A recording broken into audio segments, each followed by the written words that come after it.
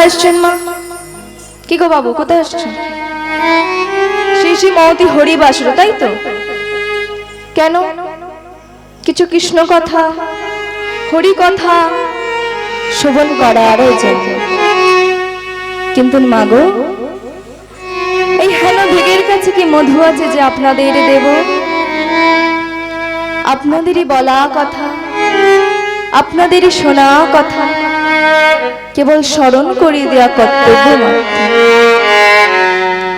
তাই তো বর্তমান জেলায় ঝামরপুর গ্রামে কৃষ্ণদাস কবিরাজ গোস্বামী আমার আবির্ভূত হইয়া চৈতন্য চরিতামৃতে কলম দিলেন।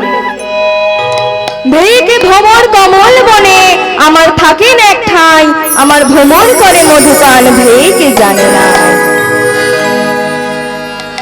আপনারা হচ্ছেন সেই ভক্তরূপী ভ্রমর, এসেছেন কিছু মধুপানের আশায়। কিন্তু মা গো, এই হেন ভেগের কাছে মধু নেই যে আপনাদের দেবে।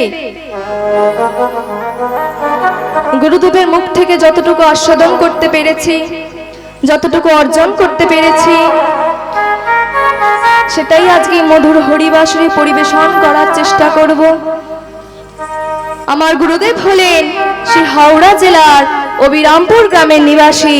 গুরুদেবের নাম শ্রী তপন কুমার রায়।